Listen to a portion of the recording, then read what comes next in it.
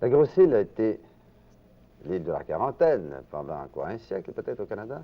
On l'a surnommé aussi le Lazaret du Québec. Qu'est-ce qui s'est passé? Bien, c'est l'histoire de la quarantaine. Pourquoi la quarantaine s'est-elle établie là? Très simplement parce que il fallait prévenir l'entrée et la propagation du choléra asiatique au Canada. Histoire très courte à la vérité. Ouverte en 1832, la quarantaine a été fermée en 1937, après 105 ans de service.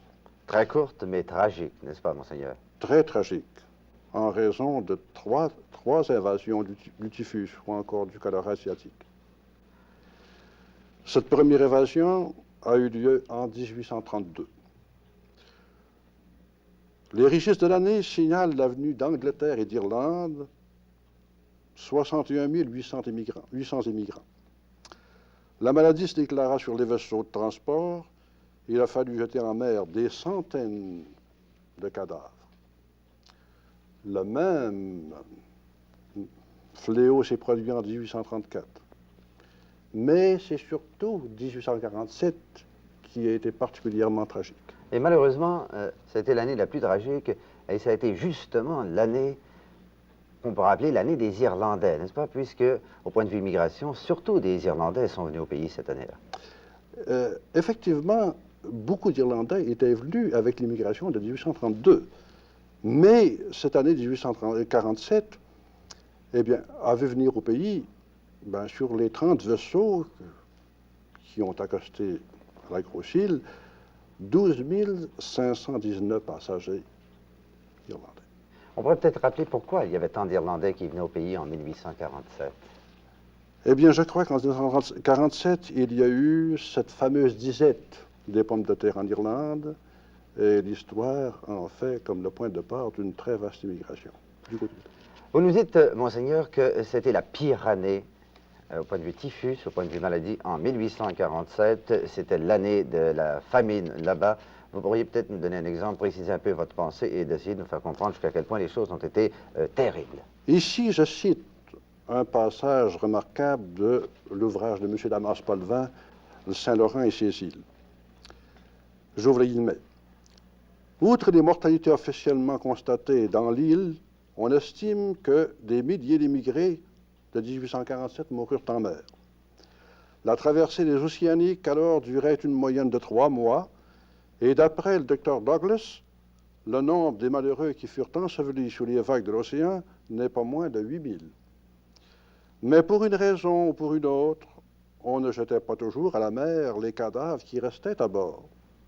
C'est pourquoi les navires Raven, George, Erin's Queen, Rose, The Sisters, le Triton, arrivèrent à la Grosse-Île comme transformés en charniers flottants, dégageant à cause de la corruption des corps en putréfaction une horrible puanteur. On peut assez difficilement concevoir les scènes affreuses qui durent se passer à l'arrivée de ces vaisseaux à la Grosse-Île, quand les officiers de la quarantaine, les employés, les missionnaires, catholiques et protestants, pénétraient dans les cales de ces navires où gisaient des centaines de cadavres en décomposition et à demi rongés par la vermine. Monseigneur, vous venez de me dire que 8000 immigrés ont été jetés en mer. Et il y a combien d'immigrés qui sont enterrés sur l'île? Les statistiques nous donnent le chiffre de 11 000 exactement. Qui fait, au bas mot, 20 000 immigrés qui devaient mourir. Ce sont les chiffres des statistiques. Probablement qu'il faudrait le majorer encore. Mais c'est déjà suffisant pour pour démontrer tout ce qu'il y a de tragique dans cette année de 1847. Qu'est-ce qui devait advenir de l'île par la suite? Les quarantaines ont diminué progressivement jusqu'en 1820. Jusqu'en 1920, monseigneur, je m'excuse, je suppose. En 1920, je veux. Et puis, définitivement, avec 1937, c'était la fin des activités. En effet, monseigneur, toute activité devait cesser sur l'île de la Quarantaine. Et comme nous l'avons vu, en 1937, cette île reprenait son nom premier de Grosse-Île. Mais nous nous sommes demandé si vraiment toute activité avait cessé sur l'île. Nous avons donc tenté de nous y rendre.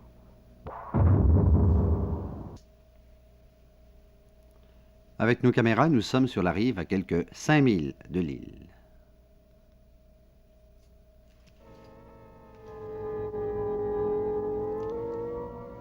Vous apercevez un monument aux morts, monument élevé qui rappelle la mémoire des quelques 11 000 Irlandais qui y sont enterrés, et aussi des bâtiments importants, qui sont loin de nous apparaître, vous l'admettrez, comme étant un vieil hôpital d'il y a 100 ans.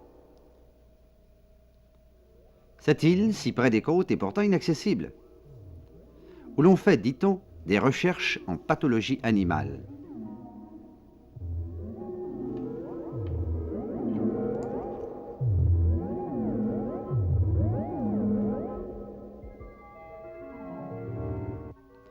Devant ces images, nous nous sommes demandé pourquoi on nous en refuse l'accès, pourquoi les fils barbelés, pourquoi l'interdiction même de survoler l'île ou de s'y rendre avec des caméras.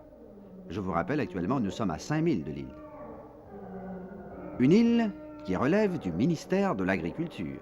Eh bien, voilà des animaux qui sont bien logés et qui sont bien gardés.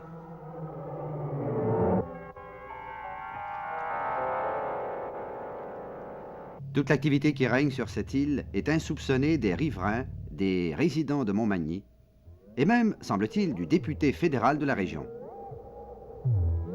Île de la Quarantaine, grosse île, on pourrait la surnommer l'île mystérieuse.